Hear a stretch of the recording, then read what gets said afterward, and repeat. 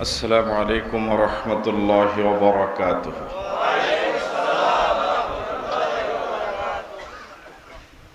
نحمده ونستعينه ونستغفره ونؤمن به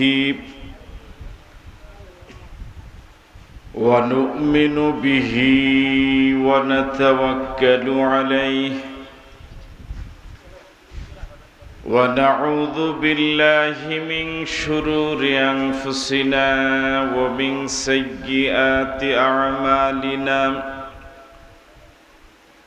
من يهده الله فلا مضل له ومن يضلله فلا هادي له. ونشهد أن لا إله إلا الله وحده لا شريك له. ونشهد أن سيدنا وحبيبنا وطبيب قلوبنا ومولانا محمدا عبده ورسوله الذي أرسل رسوله بالحق بشيرا ونذيرا وداعيا إلى الله بإذنه وسراجا منيرا. فقد قال الله تعالى في كلامه المجيد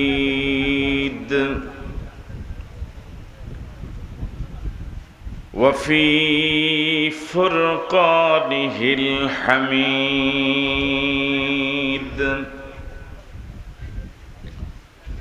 أعوذ بالله من الشيطان الرجيم. بسم الله الرحمن الرحيم. للفقراء المهاجرين الذين أخرجوا من ديارهم وأموالهم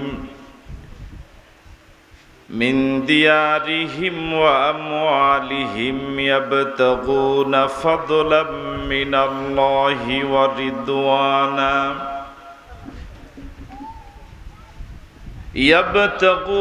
فضلا من الله ورضوانا وينصرون الله ورسوله أولئك هم الصادقون.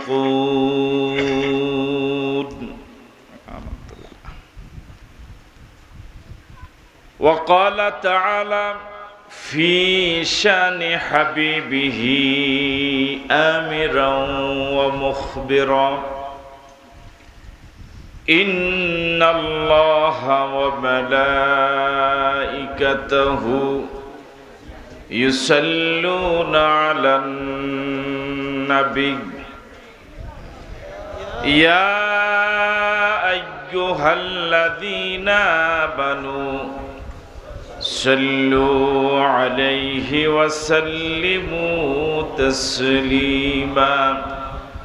اللهم صل على محمد وعلى آل محمد كما صليت على إبراهيم إنك حميد مجيد. اللهم بارك على محمد كما باركت على إبراهيم إنك حميد مجيد. উত্তর অলিপুর ব্যাপারী বাড়ি জামে মসজিদ প্রাঙ্গণে 7 দিনব্যাপী আয়োজিত নবম বার্ষিক তাফসীরুল কোরআন মাহফিলের আজ সমাপনী দিবস।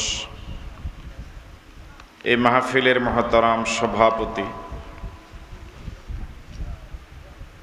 বিশিষ্ট শিল্পপতি আলহাজ মোহাম্মদ জাহিদ ইকবাল পাঠান, বিশেষ আলোচক উত্তর অলিপুর কেন্দ্রীয় জামি মসজিদের সম্মানিত খতিব হাফিজ কারি মাওলানা মোহাম্মদ ফজলুর রহমান, প্রধান অতিথি 5 নং হাজীগঞ্জ সদর ইউনিয়নের সুযোগ্য চেয়ারম্যান জনাব ইউসুফ প্রধানিয়া সুমন, বিশেষ অতিথিবৃন্দ, বিশিষ্ট সমাজসেবক জনাব নুরুজ্জামান মুখতার, জনাব মোহাম্মদ সোহরাব হোসেন মুন্সি ইউপি সদস্য 8 নং ওয়ার্ড, বিশিষ্ট ব্যবসায়ী ও সমাজসেবক জনাব হাবিবুর রহমান আখতার, বিশিষ্ট ব্যবসায়ী ও সমাজসেবক নজরুল ইসলাম মুন্সি, জনাব আল আজহারুল ইসলাম বাদশাহ, বিশিষ্ট ব্যবসায়ী মক্কা ট্রাভেলস ঢাকা। মঞ্চে উপস্থিত আছেন আপনাদের এলাকার বিশিষ্ট আলেমে দ্বীন হযরত মাওলানা মিজানুর রহমান, হযরত মাওলানা রাশেদুল ইসলাম উলিপুরি, হাজীগঞ্জ আহমদিয়া কামিল মাদ্রাসার সুযোগ্য ইবতেদায়ী প্রধান মাওলানা তোফায়েল আহমেদ,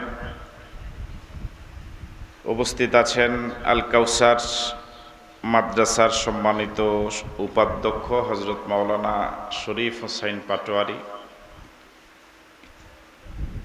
আরও অনেক ওলামায়ে কেরাম উপস্থিত আছেন, সম্মানিত ওলামায়ে কেরাম, আইম্মায়ে মাসাজিদ, মুরব্বিয়ানে আযম, প্রিয় যুবক বন্ধুরা, ব্যবসায়ী ভাইয়েরা, মাহফিল কমিটির সম্মানিত সদস্যবৃন্দ,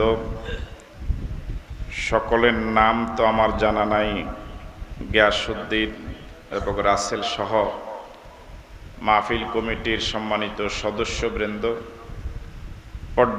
পর্দার অন্তরালে শ্রবণরতা শ্রদ্ধা মা এবং বোনেরা, আসসালামু আলাইকুম ওয়া রাহমাতুল্লাহি ওয়া বারাকাতুহু। আল্লাহ সুবহানাহু ওয়া তাআলার দরবারে শুকরগুজার হচ্ছি যে মহান মুনিব অত্যন্ত দয়া করে মেহেরবানি করে 7 দিন ব্যাপী আয়োজিত এই তাফসীরুল কোরআন মাহফিলের আজ সমাপনী দিবসে আখিরি মুনাজাতে আমাদেরকে শরীক হওয়ার সুযোগ দিলেন, কথা বলার, কথা শোনার তৌফিক দিলেন।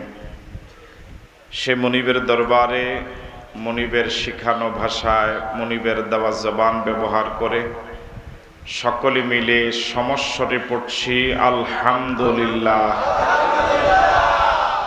রব্বানা লাকাল হামদ হামদান কাসীরান তাইয়্যিবান মুবারাকান ফীহি ইয়া রাব্বি লাকাল হামদু কামা ইয়ানবাগি লিজালালি ওয়াজহিকা ওয়া আযীমি সুলতানিকা। আমরা আল্লাহ সুবহানাহু ওয়া তাআলার দরবারে শুকরিয়া আদায় করলাম, শুকরগুজার হলাম। বিশ্বনবী মুহাম্মদুর রাসূলুল্লাহ সাল্লাল্লাহু আলাইহি ওয়াসাল্লামের প্রতি সকলেই দরুদ পড়ি, যিনি আমাদের প্রিয় নবী, সর্বকালের সর্বযুগের সর্বশ্রেষ্ঠ নবী। সে নবীর প্রতি দরুদ পড়ছি। আজ থেকে প্রায় 1500 বৎসর পূর্বে যিনি এই কোরআন মজিদ দিয়ে এমন একটি সমাজ, এমন একটি রাষ্ট্র প্রতিষ্ঠা করেছিলেন, তিনি ঘোষণা করেছিলেন খায়রুল কুরুনি করনি, আমার যুগ পৃথিবীর শ্রেষ্ঠ যুগ। এই ঘোষণার প্রায় 1500 বছর হতে চলল। পৃথিবীর মানুষ মঙ্গলে গেল, চাঁদে গেল, কত কিছু আবিষ্কার করলো, আর্থিকভাবে কত উন্নতি সাধন করলো। কিন্তু আজ পর্যন্ত পৃথিবীর কোনো শাসক, কোনো সরকার প্রধান রাসূলের সেই চ্যালেঞ্জ মোকাবেলা করার সাহস পায়নি। সে নবীর প্রতি দরুদ পড়ছি যে নবী পৃথিবীর সবচেয়ে একসময় যারা খারাপ মানুষ ছিলেন তাদেরকে কোরআন মজিদ দিয়ে পৃথিবীর শ্রেষ্ঠ মানুষ বানাতে পেরেছিলেন। সে নবীর প্রতি দরুদ পড়ছি যার প্রতি একবার দরুদ পড়লে আল্লাহ রাব্বুল আলামিন 10টি সগীরা গুনাহ মাফ করে দেন, 10টি রহমত বর্ষণ করেন, 10টি মর্যাদা বাড়িয়ে দেন। সে নবীর প্রতি আমরা সকলেই পড়ছি সাল্লাল্লাহু আলাইহি ওয়াসাল্লাম। শুহাদায়ে কেরামদের আত্মার মাগফিরাত কামনা করে আপনাদের সকলকে আন্তরিক ধন্যবাদ এবং মোবারকবাদ জানিয়ে আমরা আজকের এই সমাপনী দিবসে সমাপনী আলোচনা শুরু করছি ইনশাআল্লাহ।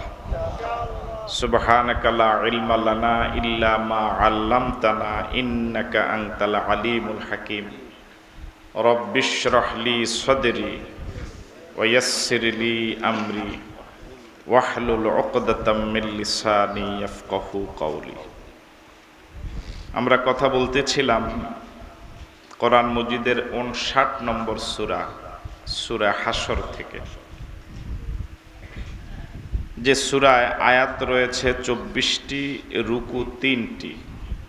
রাসূল করিম সাল্লাল্লাহু আলাইহি ওয়াসাল্লামের হিজরতের পরে নাজিল হয়েছিল, এই জন্য সূরাটি মাদানী।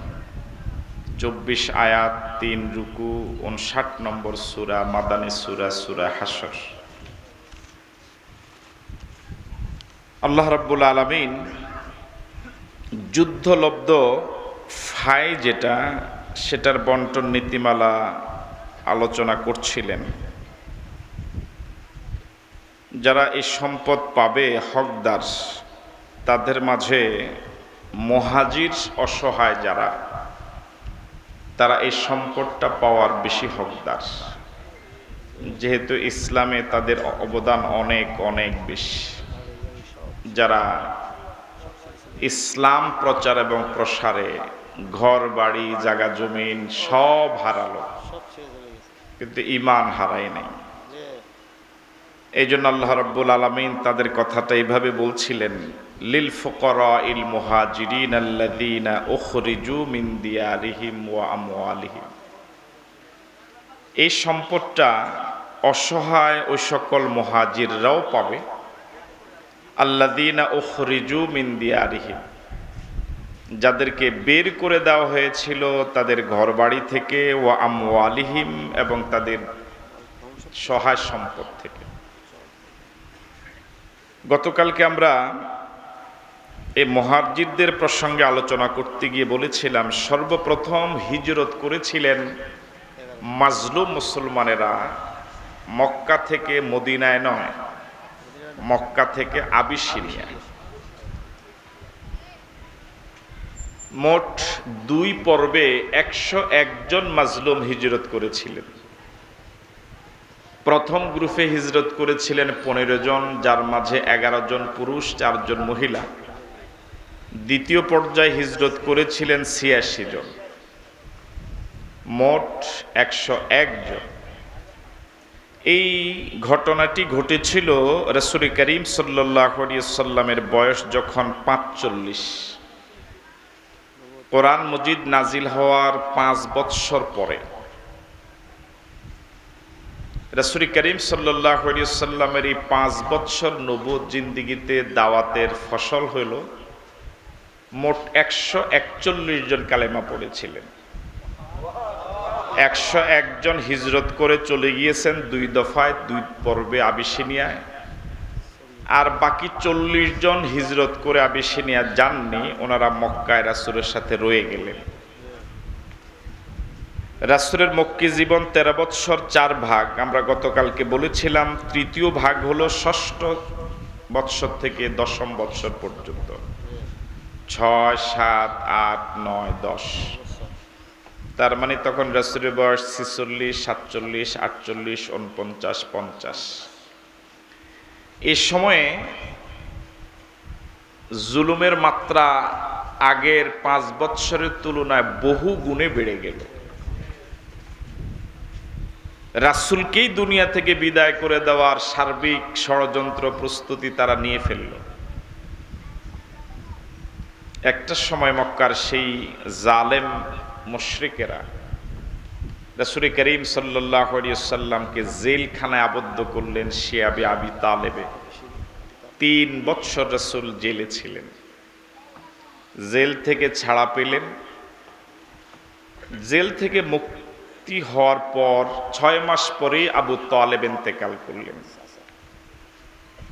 7 মাস পরে খাদিজাতুল কুবরা রাদিয়াল্লাহু তাআলা আনহা ইন্তেকাল করলেন।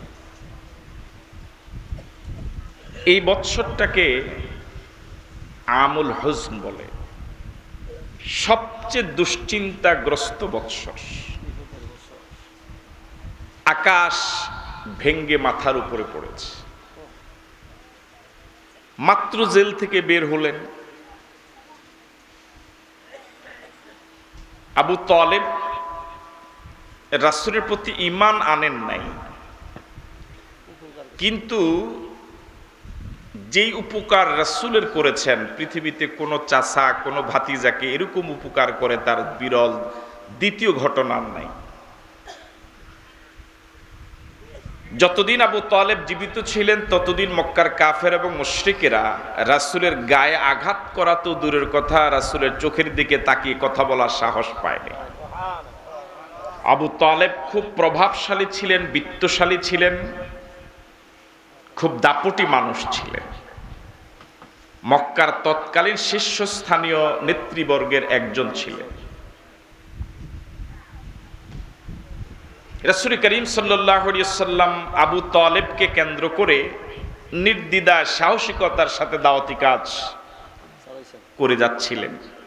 আজ আবু তালেব নাই। বাহিরে যে আশ্রয়টা ছিল, বাহিরে যে ছাতাটা ছিল, সেটা চলে গেল। বাহিরে বিপদ আপদ, ঝড় তুফান, সাইক্লোন, হারিকেন, নার্গিস, টর্নেডো যাই হোক রাসূলের উপরে, ঘরে এসে খাদিজাতুল কুবরা রাদিয়াল্লাহু তাআলা আনহার কাছে বলে সান্ত্বনা পেতেন, স্ত্রীর কাছে দুঃখের কথাগুলো বলতেন। জেল থেকে ছাড়া পাওয়ার 7 মাস পরে আবু তালেব ইন্তেকালের 1 মাস পরে সে খাদিজাও ইন্তেকাল করলেন। এখন ঘরেও কেউ নাই, আপনারাও নাই মনে হয়, আওয়াজে তো বোঝা যায় আপনারাও নাই। এখন ঘরেও কেউ নাই, বাহিরে। বিপদটা এত মারাত্মক, এতদিন পর্যন্ত মক্কার কাফের এবং মুশরিকেরা যারা রাসূলের চোখের দিকে তাকিয়ে কথা বলার সাহস পেত না আবু তালেবের কারণে, এবার আবু তালেব ইন্তেকাল করার পরে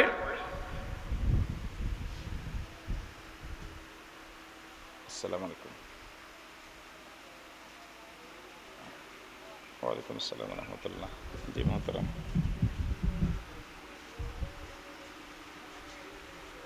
জি আমি তো একটা প্রোগ্রাম স্টেজে আছি, পরে কি বলবো না এখন।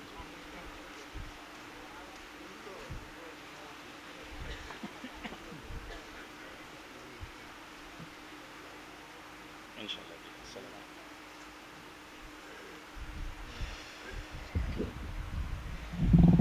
কোন কথা বলতেছিলাম?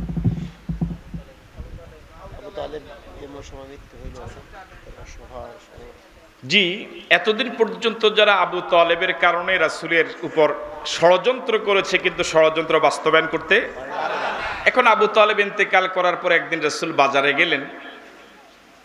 তারা বাজারের কাদা মাটিগুলো, কাদা প্যাকগুলো রাসূলের গায়ে নিক্ষেপ করেছে। সাহস আগেও ছিল, কিন্তু এটা বাস্তবায়ন করার সাহস। যেই নবীর দেহ মোবারকে মশা মাছি বসা হারাম, হারাম এবং হারাম, ওই রাসূলের গায়ে তারা এভাবে কাদা মেরেছে। অবস্থাটা এই দাঁড়ালো। ঠিক এই সময়ে দুইজন ইন্তেকাল করার পরে এখন আর রাসূলের ঘরেও আশ্রয় নাই, বাহিরেও নাই। ঘরের সান্ত্বনা, বাহিরের সান্ত্বনা, দুজনে চলে গেলেন। একদিন রাসূল করিম সাল্লাল্লাহু আলাইহি ওয়াসাল্লাম কাবার পাশে আল্লাহকে সিজদা দিচ্ছিলেন। এটা ঠিক এই সময়ের ঘটনা। মক্কার কাফের এবং মুশরিকেরা চিন্তা করেছে এটাই উপযুক্ত সময় মুহাম্মদকে দুনিয়া থেকে বিদায় করে দেওয়ার। এই জন্য তারা জবেহ করা উটের বিশাল নাড়ি ভুঁড়ি বুঝেন, কেউ খাওয়াবে, এটাও তার কামনা নয়। কারো বাড়িতে তিনি মেহমান হবেন, কেউ মেহমানদারি করবে, এটাও তার প্রত্যাশা নয়। শুধু প্রত্যাশা হলো এই মানুষগুলো তো আল্লাহকে স্বীকার না করে জাহান্নামের আগুনে চলে যাচ্ছে, এরা আল্লাহকে স্বীকার করে অন্তত জাহান্নামের আগুন থেকে বেঁচে জান্নাতি হোক। জাহান্নামে চলে যাওয়া মানুষদেরকে মিছিল সহকারে স্রোতের গতিতে জাহান্নামে চলে যাওয়া এই কোটি কোটি মানুষ পৃথিবীবাসীকে, তায়েফবাসীকে জাহান্নাম থেকে বাঁচার জন্য 50 মাইল দূরবর্তী পথ, কষ্টকর পথ পাড়ি দিয়ে রাসূল তায়েফে গেলেন। ওরা দাওয়াত রিসিভ করার পরিবর্তে যে দেহ মোবারকে মশা মাছি বসা হারাম হারাম এবং হারাম, ওই দেহ মোবারকে বারবার 3 বার সজোরে বৃষ্টির মতো পাথরের আঘাতে আঘাতে বেহুশ করে ফেলে। আল্লাহর নবী বেহুশ হয়ে রাস্তায় পড়ে আছে। এত বেশি রক্ত আল্লাহর নবীর দেহ মোবারক থেকে ঝরেছে ওদের পাথরের আঘাতে। একদিকে ওরা পাথর মারে, রাসূল রক্তাক্ত হয়, বাকি ছেলেরা উল্লাস করে, আনন্দ করে, নাচ গান করে, মেতে উঠে আনন্দে। কি এক করুণ দৃশ্য। জিবরাইল আসলেন, আল্লাহর নবীকে বললেন, ইয়া রাসূলুল্লাহ, আকাশের ফেরেশতারা কেঁদে যার যার আপনার এই অবস্থায়, আপনি অনুমতি দেন দুদিকের পাহাড় চাপা দিয়ে তায়েফের মানুষদেরকে পাহাড়ের নিচে ফিস্ট করে দেই। রাসূল বললেন, আমার দোয়ায় যদি ওরা ধ্বংস হয়ে যায়, কার কাছে প্রচার করব লা ইলাহা ইল্লাল্লাহ মুহাম্মাদুর রাসূলুল্লাহ। 20 দিন পর্যন্ত আল্লাহর নবী দাওয়াতি কাজ করলেন পাথরের আঘাতের বিনিময়ে। অবস্থাটা এমন বেগতিক হলো, এখন আর তায়েফে থাকার সুযোগ নাই। কেউ জায়গা দেয় না, কেউ একটু বসতে দেয় না, কেউ একটু কথা বলে না। কত কষ্ট করেছে আল্লাহর নবীর সাথে, কেউ একটু কথা বলে না, কেউ একটু বসতে দেয় না। বরং যার কাছে যায় শুধু পাথরের আঘাত, যার কাছে যায় দূর দূর করে তাড়িয়ে দেয়। রাসূল সিদ্ধান্ত নিলেন, 20 দিন এভাবে গত হওয়ার পর সিদ্ধান্ত নিলেন আর তায়েফে থাকা যাবে না। তায়েফের পরিবেশ আর থাকার উপযোগী নাই। এখন যাবেন কোথায়? মক্কার লোকেরা যদি জানে, মক্কার জালেম মুশরিকরা যদি জানে তায়েফে গিয়েছে, সেখানেও নির্যাতিত হয়েছে, সেখানেও দৌড়ানি খাইছে, সেখানেও পাথরের আঘাত খাইছে, মক্কার ওই জালেমদের সাহস আগের থেকে বাড়বে না কমবে? আরো বাড়বে। এই জন্য রাসূল দুশ্চিন্তায় পড়ে গেলেন, থাকা যায় না তায়েফে, যাওয়া যায় না মক্কা। কি করুণ অবস্থা। বিশ্বনবী মুহাম্মদুর রাসূলুল্লাহ এত কষ্ট করলেন, নিজের জন্য নয়, উম্মতদেরকে জাহান্নাম থেকে বাঁচার জন্য। যে রাসূল এত কষ্ট করে দ্বীন প্রচার করে গেলেন, রাসূলের সেই উম্মতরা আজ রাসূলকে বেমালুম ভুলে গেল। সত্যিকারে নবীর ওয়ারিস যারা, নবীর রেখে যাওয়া ইসলামের সত্যিকারে অনুসারী যারা, নবীর রেখে যাওয়া ইসলামী আন্দোলন একামতি দ্বীন এর সত্যিকারে পরবর্তীতে অনুসারী যারা, রাসূলের জীবদ্দশা যত বিপদ এসেছে, যত মুসিবত এসেছে, সাহাবায়ে কেরামের জীবনে যত বিপদ এসেছে, পরবর্তীতে এই আন্দোলনের, এই ইসলামের অনুসরণ সত্যিকার অর্থে যারা করবে, তাদের উপরও একই বিপদ আপদ আসবে।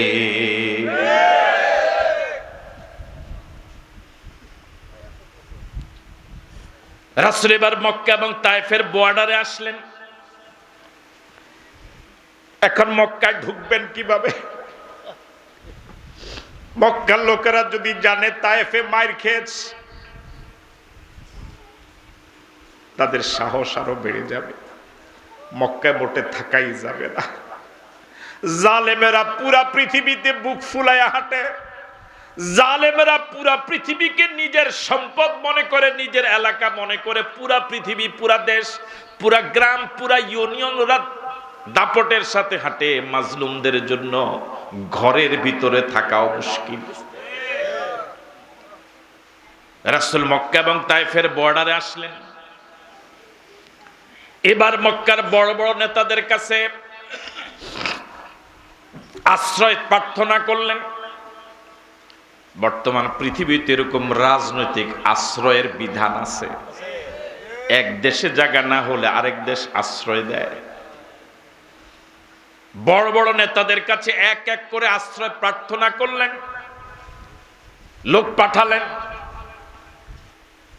রাসূল করিম সাল্লাল্লাহু আলাইহি ওয়াসাল্লাম যখন মক্কায় ঢুকবেন, মক্কার প্রতিমধ্যে যখন রাসূল আসলেন বর্ডারে, রাসূল নামাজ পড়তেছিলেন,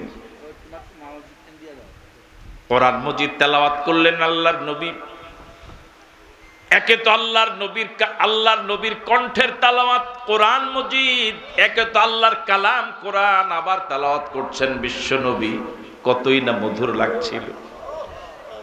রাসূল মক্কা এবং তায়েফের বর্ডারে কোরআন মজিদ তেলাওয়াত করছিলেন নামাজে। পাশ দিয়ে একদল জিন যাচ্ছিল, জিন চিনেন তো, একদল জিন যাওয়ার সময় হঠাৎ তাদের কানে আসলো কোরআনের তেলাওয়াত বিশ্ব নবীর কণ্ঠে। ওরা থমকে দাঁড়ালো। জিনেরা যাত্রা বিরতি করে আল্লাহ নবীর কণ্ঠের সুমধুর কোরআন তেলাওয়াত গভীর মনোযোগ দিয়ে শুনলেন দীর্ঘ সময়। রাসূল করিম সাল্লাল্লাহু আলাইহি ওয়াসাল্লামের নামাজ শেষ করার পরে ওই দলের সব জিন আল্লাহর নবীর হাতে মুসলমান হয়ে গেল। গিয়েছিলেন তায়েফে,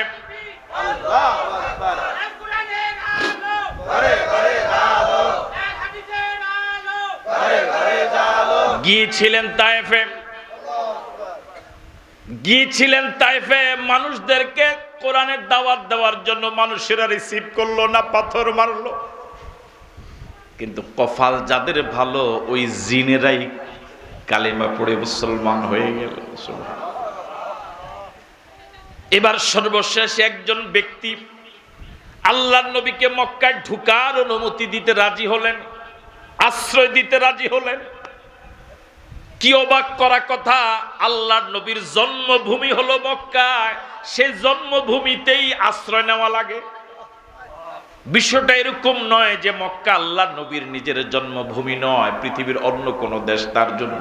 বিষয়টা কি এরকম? নিজের দেশ, নিজের জন্মভূমি ঢুকতে পারে না জালেমদের কারণে। এই জালেমরা পৃথিবীতে মাজলুমদের প্রতি এরকম আচরণ অতীতেও করেছে, এখনো করছে, কিয়ামত পর্যন্ত করতেই থাকবে। সর্বশেষ যিনি আল্লাহর নবীকে আশ্রয় দেওয়ার ব্যাপারে সম্মত হলেন, তিনি হলেন মুতঈম ইবনে আদি। মুতঈম ইবনে আদি রাসূলকে আশ্রয় দেওয়ার সম্মত হলেন, আশ্রয় দেওয়ার ব্যাপারে। মুতঈম ইবনে আদির আশ্রয় আল্লাহ নবী মক্কায় ঢুকলেন রাতের বেলায়। আল্লাহ নবী হযরত যায়েদ সাহেবার নিজের জন্মভূমিতে ঢুকলেন মুতঈম ইবনে আদির আশ্রয়ে। এবার রাসূল রাতের বেলা যখন ঘরে ছিলেন, মুতঈম ইবনে আদি এসে বললেন, মুহাম্মদ তুমি ঘরের ভিতরে কেন বের হও দিনের বেলা? আমি যে তোমাকে আশ্রয় দিয়েছি এটা মক্কার লোকদেরকে জানানো দরকার। আল্লাহু আকবার বলবেন। তুমি ঘরে থেকো না, বের হও। দিনের বেলা সূর্যের আলোতে আল্লাহর ঘর কাবা তাওয়াফ করো চারদিকে। আল্লাহু আকবার বলবেন। আল্লাহর ঘর তাওয়াফ করো। কিছুটা চিন্তিত হয়ে পড়লেন আল্লাহ নবী। মুতঈম বলল, মুহাম্মদ চিন্তা করো না, পেরেশান হইও না, তুমি আল্লাহর ঘর কাবা তাওয়াফ করবে, আর আমি আর আমার ছেলে সশস্ত্র অবস্থায় তোমার চারদিকে আমরা বাপ ছেলে পাহারা দেব। আল্লাহু আকবার।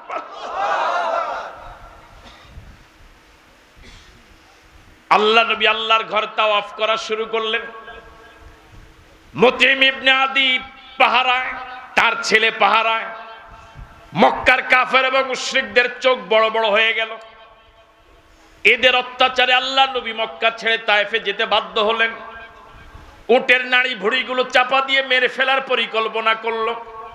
ওই মুহাম্মদ আবার মক্কায়, শুধু মক্কায় নয়, আল্লাহর ঘর তাওয়াফ করে। কত বড় দুঃসাহস! আল্লাহর নবী আল্লাহর ঘর তাওয়াফ করতে পারবে না, তাও তাদের অনুমতি লাগবে। কি অবাক করা কথা!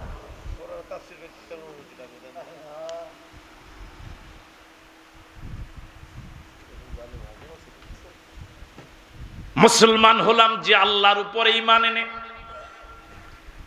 যে কোরআন শরীফ বিশ্বাস করে ঈমানদার হলাম, ওই কোরআনের কথা মসজিদের মিম্বরে বলা যাবে না, কারো না কারো অনুমতি লাগবে। কথা কয় না? আমি আমার আল্লাহর কথা বলতে পারবো না, এটা কেমন কথা? আমি আমার নবীর কথা বলতে পারবো না, এটা কেমন কথা? তুমি সব সময় তোমার দলের কথা বলো, সব জায়গায় বলো, কেউ জিজ্ঞেস করলেও বলো, জিজ্ঞেস না করলেও বলো আমি আমার আল্লাহর কথা বলতে গেলে অনুমতি লাগবে। এর থেকে বড় জুলুম আর কি হতে পারে? তোমার দলের বিরুদ্ধে কেউ যদি বলে দেশদ্রোহী হয়ে যায়, দেশ বিরোধী হয়ে যায়, মামলা হয়, আমার আল্লাহর বিরুদ্ধে তুমি অহরহই বলো, তুমি কি আল্লাহ দ্রোহী হবা না?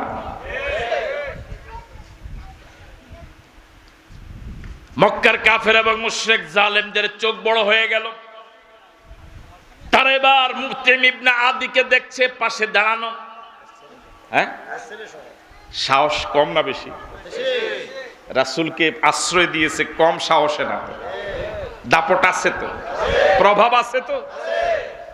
এবার মুতঈম ইবনে আদিকে মক্কার জালেমের এসে জিজ্ঞেস করলো, মুতঈম, তুমি কি কালেমা পড়ে মুসলমান হয়েছ না আশ্রয় দিয়েছ?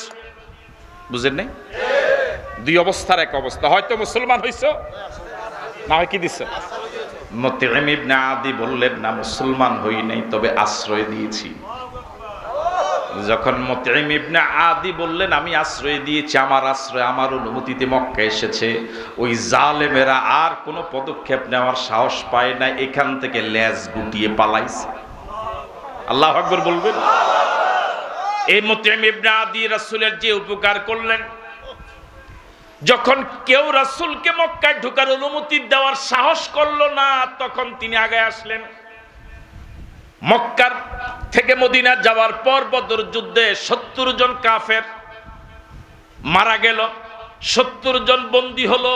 আল্লাহর নবী তখন সাহাবায়ে কেরামকে লক্ষ্য করে বলেছিলেন, মক্কার যে ৭০ জন বন্দী হলো, আজ যদি মুতঈম জীবিত থাকতো, মুতঈম যদি এই ৭০ জনের ব্যাপারে আমার কাছে সুপারিশ করত, মুতঈমের ইজ্জত রক্ষায় আমি ৭০ জনকে মুক্তি দিয়ে দিতাম। আমার যে উপকার মুতঈম করছে, যখন কেউ আমাকে আশ্রয় দেয় না, তখন সে আশ্রয় দিয়েছে। আমার প্রতি তার যে অবদান, আজ যদি মুতঈম বলতো বদরের ৭০ কাফের যারা গ্রেফতার হলো, যারা বন্দী হলো, যে মুহাম্মদ আপনি এদেরকে ছেড়ে দেন, মুতঈমের কথার ইজ্জতে আমি ৭০ জনকে।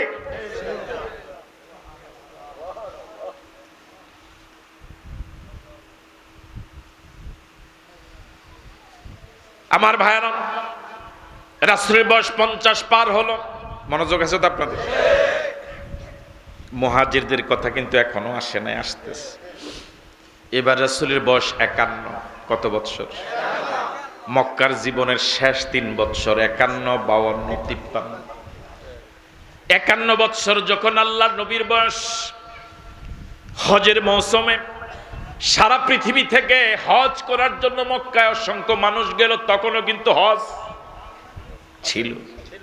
কাফের মুশরিকরাও কিন্তু আল্লাহর ঘর তাওয়াফ করত, তবে উলঙ্গ হইয়া। কি হইয়া? তাদের চিন্তা হলো, তাদের যুক্তি হলো, এই জামা কাপড়ে কত ময়লা, আল্লাহর ঘরে এই ময়লা যুক্ত জামা নিয়া তাওয়াফ করা। মদিনা থেকে হজের জন্য কিছু লোক আসলো। মদিনা থেকে যারা আসলো, তাদের মাঝে ৬ জন রাতের অন্ধকারে গভীর রজনীতে আল্লাহর নবীর সাথে দেখা করলেন। আকাবা নামক জায়গায়, পাহাড়িয়া পথে রাতের গভীর অন্ধকারে 6 জন আল্লাহ নবীর সাথে দেখা করে কালিমা পড়ে মুসলমান হলেন। কয়জন? এটাকে বলা হয় আকাবার প্রথম শপথ। সদস্য সংখ্যা 6। ওনারা হজ কাজ শেষ করে ইমানের মদিনায় চলে গেলেন। তাহলে রাসূল মদিনায় যাওয়ার আগেই মদিনায় ইমান চলে গেছে। কথা বলেন না? বুঝে আসতেছে কথা? এবার আল্লাহ নবীর বয়স 52। মদিনা থেকে হজের সময় আবার অনেকজন আসলেন।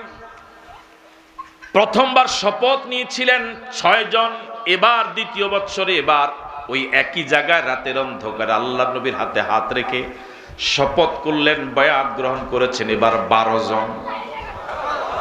সংখ্যা দিন দিন বাড়ছে না কমছে? রাসূলকে আল্লাহ পাক মেরাজে নিয়ে গেলেন। মেরাজে নিয়ে যাওয়ার পর আল্লাহ নবীকে অনেক অনেক কিছু, যা আপনারা জানেন কোরআন সুন্নাহ যা আছে, শিখালেন, দেখালেন। এবার মক্কার জীবনের সর্বশেষ বৎসর, 13তম বৎসর, আল্লাহ নবীর 53 বৎসর। আবার হজের মৌসুমে সারা পৃথিবী থেকে যারা আসলো, মদিনা থেকেও আসলো। মদিনা থেকে এবার যারা আসলো এদের মাঝে মোট 73 জন। মোট কয়জন? এক রাওয়ায়াতে এসেছে 72 জন, আরেক রাওয়ায়াতে এসেছে 73 জন। ঠিক একই জায়গায় রাতের অন্ধকারে 73 জন আল্লাহর নবীর হাতে হাত রেখে কালেমা পড়ে শপথ করে মুসলমান হয়ে গেল। প্রথম কয়জন? আকাবার প্রথম শপথে 6 জন, দ্বিতীয় শপথে 12 জন, তৃতীয় শপথে 72 অথবা 73 জন। আল্লাহ নবী যখন রাতের অন্ধকারে আকাবা শপথ দেওয়ার জন্য যাচ্ছিলেন, সাথে গেলেন তার চাচা আব্বাস রাদিয়াল্লাহু তাআলা। মুরব্বী মানুষ, বয়স্ক মানুষ, অভিজ্ঞ মানুষ। তিনি বুঝতে পেরেছিলেন তার অভিজ্ঞতার আলোকে মদিনার লোকেরা বারবার প্রতি বৎসর কিছু লোক কালিমা পড়ে রাসূলের হাতে বয়াত নেয়। তিনি অভিজ্ঞতার আলোকে বুঝতে পেরেছিলেন এবার মনে হয় তারা রাসূলকে, আমার ভাতিজাকে তাদের দেশে যাওয়ার দাওয়াত দিবে। বুঝেন নাই কথা? এই জন্য তিনি তাদের আল্লাহ নবীর সাথে ওই জায়গা গেলেন। মদিনা থেকে যারা আসলো 73 অথবা 72 জন কালিমা পড়লো, শপথ নিল, আল্লাহ নবীকে মদিনায় যাওয়ার জন্য দাওয়াত দিল। আল্লাহ নবী মুহাম্মদুর রাসূলুল্লাহ সাল্লাল্লাহু আলাইহি ওয়াসাল্লাম কথা বলার আগেই আব্বাস রাদিয়াল্লাহু তাআলা আনহু বললেন, আমার একটু কথা আছে। তিনি মদিনার লোকদেরকে বললেন, তোমরা যে আমার ভাতিজা মুহাম্মদকে তোমাদের দেশে যাওয়ার জন্য দাওয়াত দিচ্ছ, মুহাম্মদকে তোমাদের দেশে নেওয়ার রেজাল্ট কি তোমরা জানো? কয় জানি। তিনি বললেন, মুহাম্মদ সাল্লাল্লাহু আলাইহি ওয়াসাল্লামকে তোমাদের দেশে নেওয়ার অর্থই হলো গোটা পৃথিবী তোমাদের দেশের বিরুদ্ধে লেগে যাবে, তোমাদের সাথে গোটা পৃথিবীর যুদ্ধ লেগে যাবে, গোটা পৃথিবীর সম্পর্ক তোমাদের সাথে ছিন্ন করে ফেলবে ওরা। তোমাদের মুহাম্মদকে রক্ষা করার জন্য ওদের সাথে মারামারি করা লাগবে। এটা কি তোমরা বুঝো? ওই 72 অথবা 73 জন বললেন, হ্যাঁ বুঝি। এবার আব্বাস রাদিয়াল্লাহু তাআলা আনহু বললেন, শোনো, আমার ভাতিজা মুহাম্মদুর রাসূলুল্লাহ সাল্লাল্লাহু আলাইহি ওয়াসাল্লাম মক্কায় যদিও বিপদে আছে, এই জায়গায় তো তার দেশ, তার বাড়ি, তার জন্মস্থান। আমরা আপনজনেরা, আত্মীয় স্বজন কিছু না কিছু লোক এখনো, কিন্তু মদিনায় তো মুহাম্মদের জন্মস্থান নয়। মদিনায় তো মুহাম্মদের আপনজন কেউ নাই, আত্মীয় স্বজন কেউ নাই। এখানে তো কম হলেও কিছু আপনজন আছে, কিছু সাথী বন্ধু বান্ধব আছে। তোমরা কি মুহাম্মদুর রাসূলুল্লাহ সাল্লাল্লাহু আলাইহি ওয়াসাল্লামকে জীবনের নিরাপত্তা দেওয়ার জন্য সর্বোচ্চ ভূমিকা রাখতে পারবে? যদি রাখতে পারো তাহলে নাও, না হলে আমাদের সম্পদ আমাদের কাছেই থাকুক। এই বক্তব্য শোনার পর মদিনার লোকেরা বললেন, আব্বাস শোনো, আমরা বুঝে শুনে আপনার ভাতিজাকে দাওয়াত দিয়েছি আমাদের দেশে যাওয়ার জন্য। আমরা এই গভীর রজনীতে আপনাকে আল্লাহকে সাক্ষী রেখে আপনার সামনে প্রমিস করছি, ওয়াদা দিচ্ছি, আপনার ভাতিজা মুহাম্মদুর রাসূলুল্লাহ সাল্লাল্লাহু আলাইহি ওয়াসাল্লামকে রক্ষা করার জন্য, নিরাপত্তা দেওয়ার জন্য আমাদের স্ত্রীদেরকে যদি বিধবা বানাতে হয়, আমাদের সন্তানদেরকে যদি এতিম বানাতে হয়, আমরা আমাদের সন্তানকে এতিম বানাবো, আমরা আমাদের স্ত্রীকে বিধবা বানাবো, আমরা দেশ হারাবো, কিন্তু আপনার ভাতিজার গায়ে এক ফোঁটা কলঙ্কের দাগ আসর পড়তে দেব না। যদি বলেন আল্লাহু আকবার।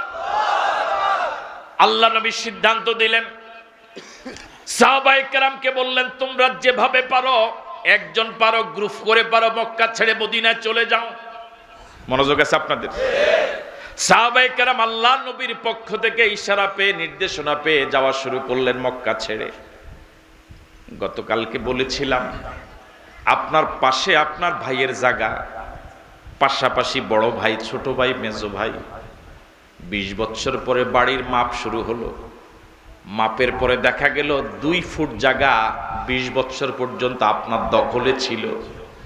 এখন দরবারিরা বলে দিয়েছে, এই 2 ফুট জায়গা 20 বছর খাইছেন আপনার ছোট ভাইয়ের, মেজো ভাইয়ের অথবা বড় ভাইয়ের, এখন ছেড়ে দেন, নতুন করে এই সীমানায় দেয়াল করেন, বিল্ডিং করেন। এটা জানার পরেও এই 2 ফুট জায়গাও কিন্তু আমি আপনি ছেড়ে দেই না। কথা বলেন ঠিক নয় কি? আমার ভাইয়ের আমি নিশ্চিত জানি, এরপরও ছেড়ে দেই না।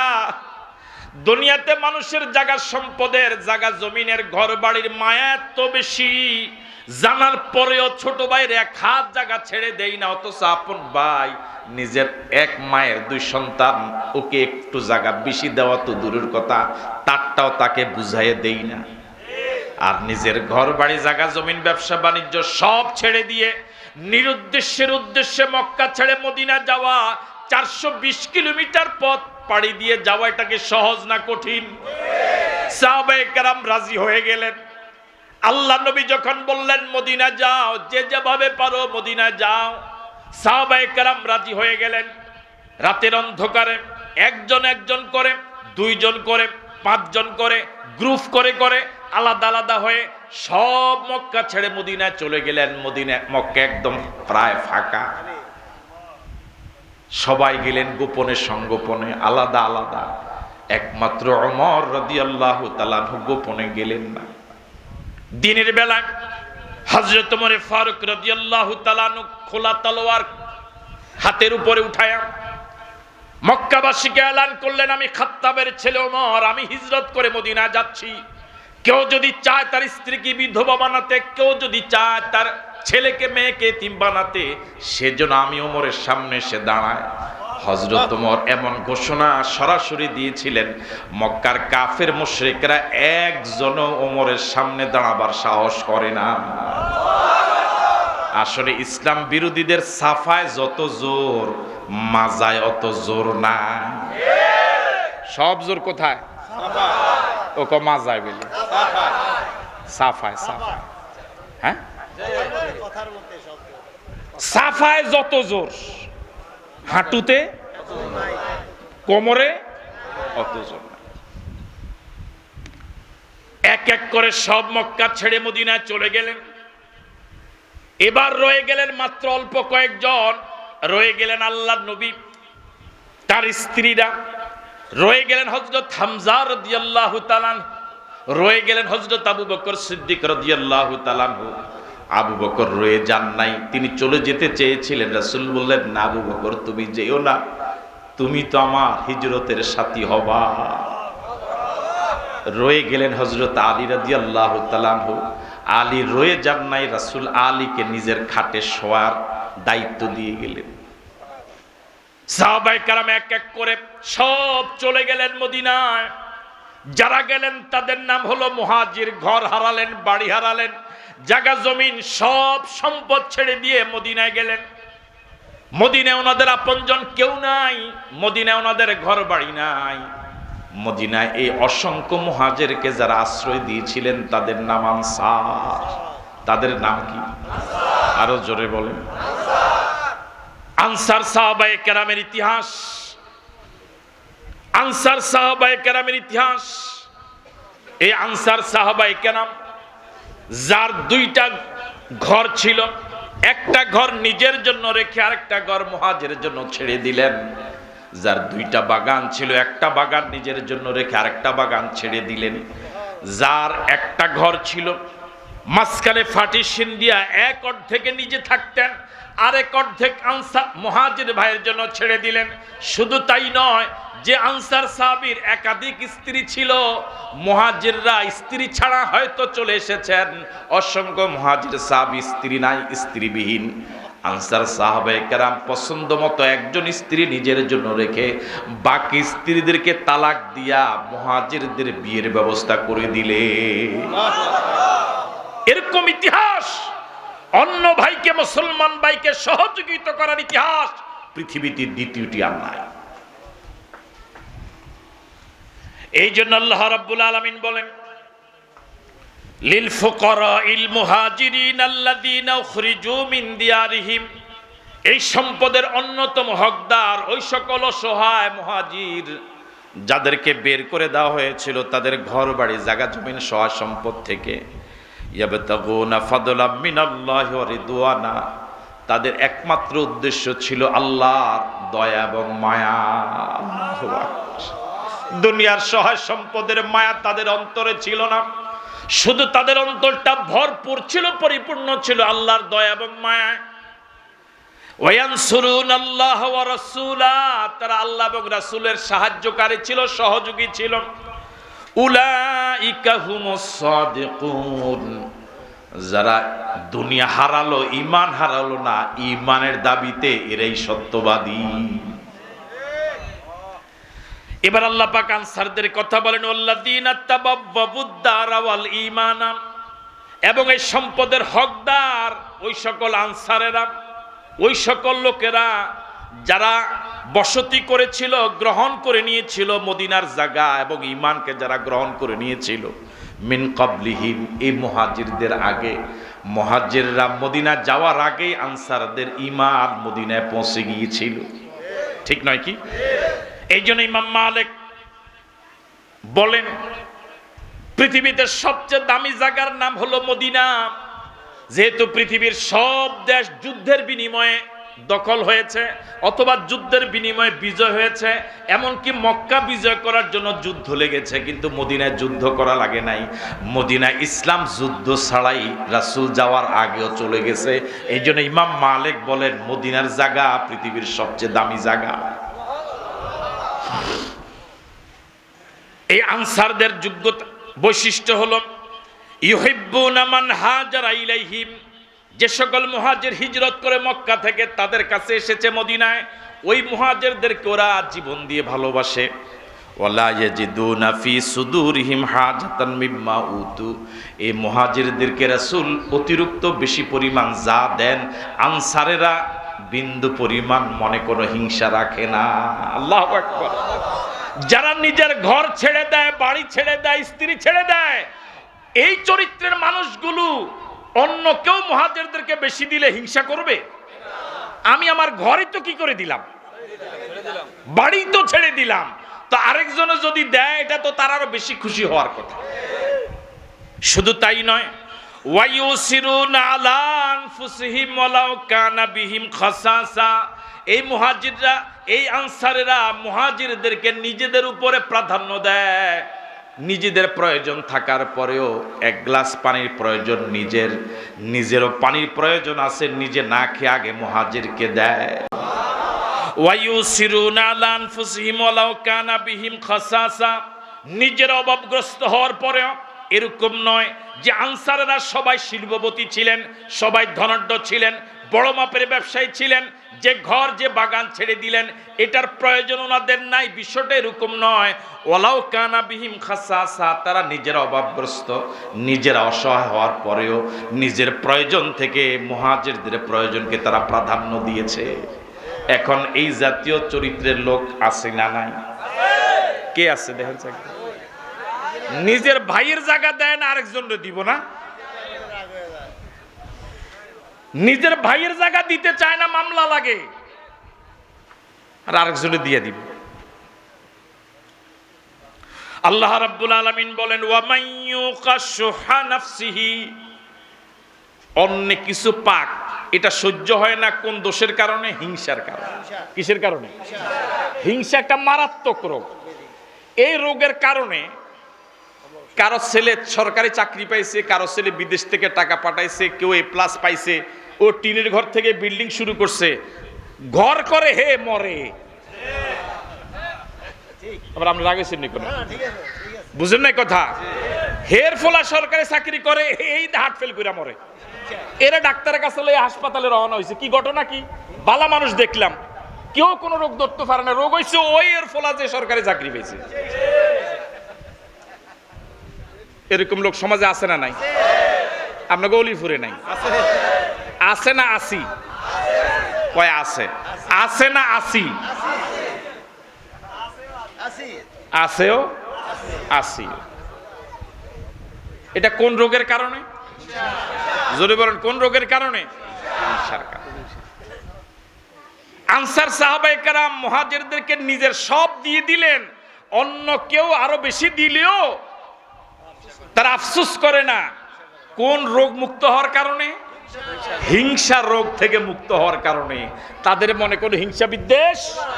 এই জন্য আল্লাহ রাব্বুল আলামিন বলেন, ওয়ামান ইউকা শুহা নাফসিহি, যে নিজেকে হিংসা থেকে বাঁচাতে পারলো, আল্লাহ পাক বলেন ফাউলাইকা হুমুল মুফলিহুন, এরাই সফল কাম, এরাই কামিয়াব। সুবহানাল্লাহ। হিংসা মানুষকে কখনো উন্নতি করতে, হিংসা ধ্বংসের। আপনি যত হিংসা করবেন, যারে হিংসা করবেন আল্লাহ তারে।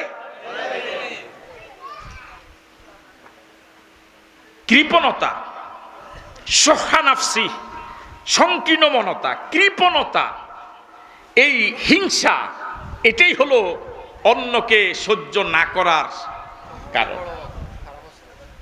শুহন মানে কৃপণতা, সংকীর্ণতা। টাকা পয়সা আল্লাহ পাক, টাকা পয়সার মূল মালিক আল্লাহ। আল্লাহ সবাইকে সমান দেয় না। টাকা পয়সা কামাই করার জন্য যেরকম নিয়ম আছে, অবৈধ ইনকাম করা যাবে না, ব্যয় করারও নিয়ম আছে। আপনার টাকা আপনি আপনার ইচ্ছা মতো ব্যয় করবেন, শরীয়তে এটা অনুমোদন। ধন সম্পদ ব্যয় করার জন্য নিয়ম হলো অপচয় করা যাবে না, কৃপণতাও। বুঝেন নাই কথা? অপচয় করা, আবার কৃপণতাও মাঝামাঝি। যেটা প্রয়োজন সেটা খরচ করবেন, প্রয়োজন নাই খরচ করার প্রয়োজন। কিছু কৃপণ মানুষ সমাজে এরকম আছে, অন্যের তো দেয়ই না, নিজেও ভালো খায় না। কথা কয় না? অন্যের তো দেয়ই না, নিজেও। এরকম বহু মানুষ আছে সমাজে, মসজিদে 20 বছর নামাজ পড়ে 20 টাকা চাঁদা দেয় না এই পর্যন্ত। কথা কয় না? কাছে না নাই? আছে না? আমার ভাইরা, কৃপণতা খুব খারাপ জিনিস। কিছু বুড়া আছে, আরে বাপরে বাপ, মানে টাকা 500 যে জিয়ে দিছে, নাতিয়ে দিছে, এটা 5 বছর খরচ করে না। এটা ডেট ওভার হয়ে, এটা বুড়ো হয়ে গেছে, তাত্তুন বুড়ো হয়ে গেছে টাকা, এটা ইয়ার পরে খরচ করে না। আছে না নাই? বহু বুড়া মারা যাওয়ার পরে জীবিত অবস্থা নাতি দিছে, ছেলে দিছে, মেয়ে দিছে, যে আব্বা একটু কি খাইয়েন, একটু আঙ্গুর খায়েন, ফল ফ্রুট খায়েন, ভালো চলেন, হারাম শুধু জমা করে। মরার পরে দেখা যায় ওই বালিশের নিচে 5000, ওই খাতার নিচে 20000। এরকম আসেনি না নাই? আল্লাহ জানে, বুড়ার আবার রাগ করেনি কোনো, কে জানে। জীবদ্দশায় খায় নাই, শুধু জমা করে।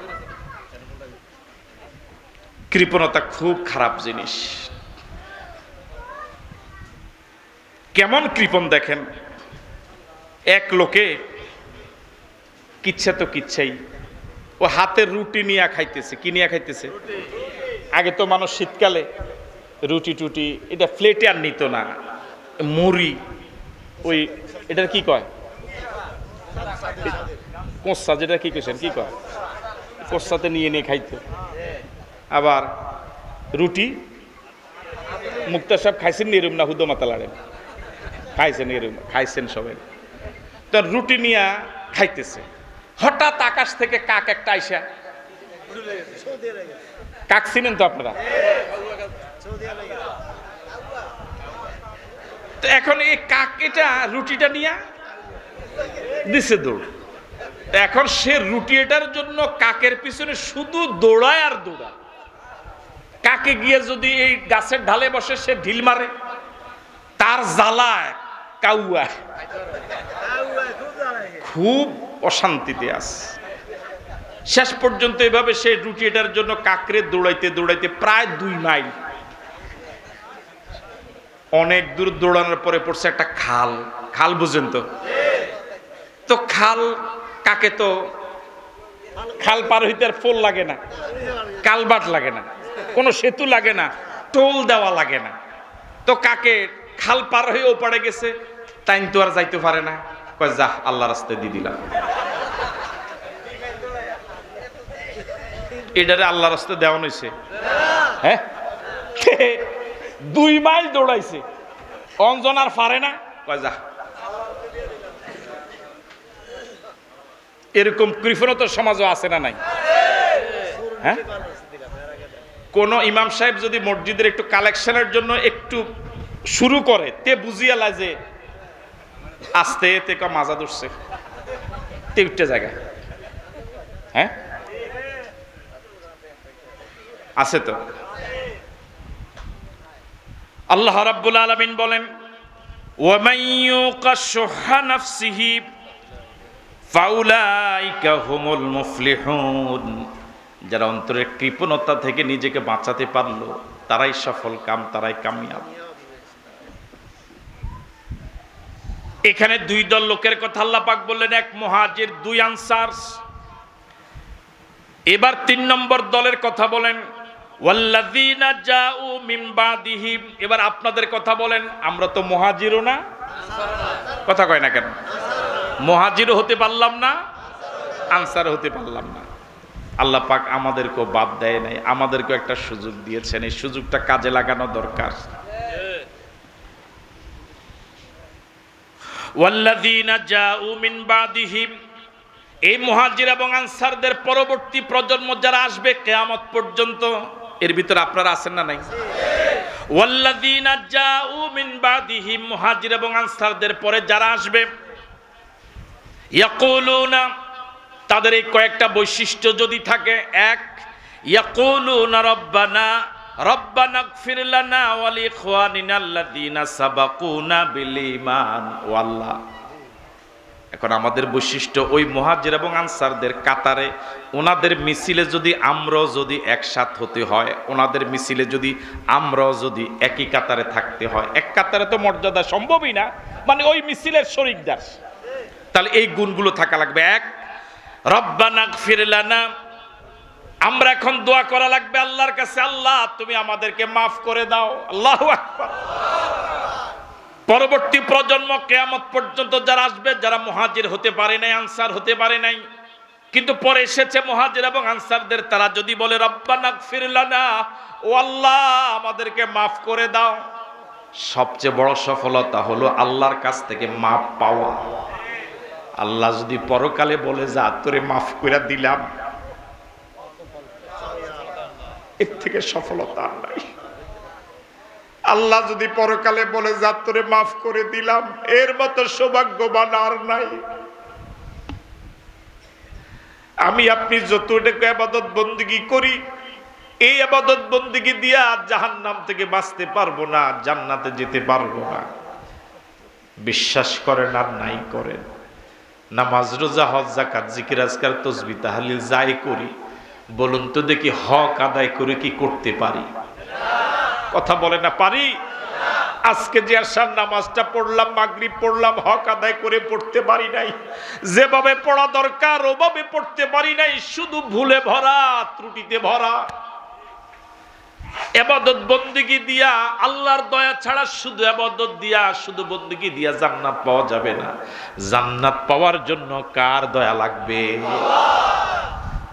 আল্লাহ পাক যদি আমলের হিসাব নেন, জিন্দেগির হিসাব নেন, হিসাব দিতে পারবো না।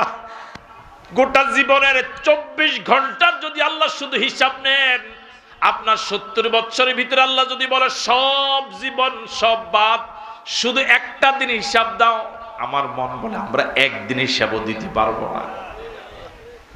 আল্লাহ পাক যদি হিসাব চান কেউ হিসাব দিতে পারবো না, আর আল্লাহ যদি বলেন যাক হিসাব নিলাম না মাফ করে দিলাম, তার মতো সৌভাগ্যবান আর কেউ নাই। এই জন্য দোয়া করা দরকার, আল্লাহুম্মা হাসিবনি হিসাবান ইয়াসীরা, আল্লাহুম্মা হাসিবনি হিসাবান ইয়াসীরা। পরকাল হিসাব তো হবেই, আল্লাহর কাছে দোয়া করা দরকার, আল্লাহ হিসাবটা তুমি কঠিন ভাবে নিও না, তুমি যদি কঠিন হিসাব নাও আমি ধরা পড়ে যাব, তুমি আমার হিসাবটা সহজ করে দিও, বলি আমিন। আরো জোরে বলি আমিন। পরবর্তী প্রজন্ম যারা বলবে রব্বানা গফির লানা, ও আল্লাহ আমাদেরকে মাফ করে দাও, বলি না আমিন। ওয়াল ইখওয়ানিনাল্লাযীনা সাবাকুনা বিল ঈমান, এবং ওদেরকেও মাফ করে দাও যারা ঈমান নিয়ে আমাদের আগে চলে গেল, আমাদের পূর্বে যারা ঈমান নিয়ে চলে গেল তাদেরকেও মাফ করে দাও। এটা বিশাল উদারতার ব্যাপার, শুধু দোয়া নিজের জন্য নয়, যারা মরে গেল তাদের জন্য দোয়া করা জীবিত ঈমানদারদের দায়িত্ব। ওয়ালা তাজাল ফি কুলুবিনা গিল্লান, ও আল্লাহ যারা ঈমান নিয়ে চলে গেল পূর্ববর্তী যারা, তাদের ব্যাপারে আমাদের অন্তরে কোনো বিদ্বেষ আপনি রাখেন না। লিল্লাযীনা আমানু, যারা ঈমান নিয়ে চলে গেল, সাহাবায়ে কেরাম মুহাজির এবং আনসার যারা পূর্ববর্তী যারা, তাদের ব্যাপারে আমাদের অন্তরে কোনো বিদ্বেষ রাখেন না। ইন্নাকা রাউফুর রহিম, নিশ্চয় আপনি ক্ষমাশীল, নিশ্চয় আপনি দয়ালু। সুতরাং মুহাজির এবং আনসার না হয়েও আল্লাহ পাকের এই এই বৈশিষ্ট্যের অন্তর্ভুক্ত হতে পারবো, এই গুণের অধিকারী যদি হই, নিজের গুনাহ ক্ষমা চাইব, পূর্বে যারা মরে গেল ঈমান নিয়ে তাদের জন্য ক্ষমা চাইব, এবং তাদের ব্যাপারে অন্তরে কোনো বিদ্বেষ রাখবো না, কোনো হিংসা রাখবো না। আল্লাহ আমাদের সকলকে এই গুণে গুণী হয়ে ঈমান নিয়ে কবরে যাওয়ার তৌফিক দান করুক, বলি আমিন। আরো জোরে সরে বলি আমিন। আমার আলোচনা এখানে শেষ আজকের জন্য, না এই বছরের জন্য। আমরা সূরা হাশর থেকে 59 নম্বর সূরা 24 আয়াত 3 রুকু, এই সূরা থেকে কয়েকটি আয়াত নিয়ে গত 7 দিন আজ সহ আমরা কিছু কথা বলেছি। এই কথাগুলোর ভিতরে যদি ভুল বলে থাকি কোনো কথা, আল্লাহ যেন মাফ করে দেয়, আর যে কথাগুলো সঠিক বলেছি আমাদের জন্য প্রয়োজনীয়, আল্লাহ পাক যেন আমাকে এবং আপনাদেরকে আমল করার তৌফিক দান করে, বলি আমিন। আরো জোরে সরে বলি আমিন। আমরা এই কয়েক মিনিটের ভিতরে ইনশাআল্লাহ মুনাজাত করে বিদায় হব। আমার অনুরোধ থাকবে, একজন আল্লাহর বান্দাও মুনাজাত দেওয়া ছাড়া উঠবেন না। এই কয়েক মিনিটের ভিতরে আমরা ইনশাআল্লাহ মুনাজাত করব। জি আলহামদুলিল্লাহ, আমরা তখন সময় গুরুত্বপূর্ণ আলোচনা শুনলাম হযরতের পবিত্র জবান থেকে। শুকরিয়া আদায়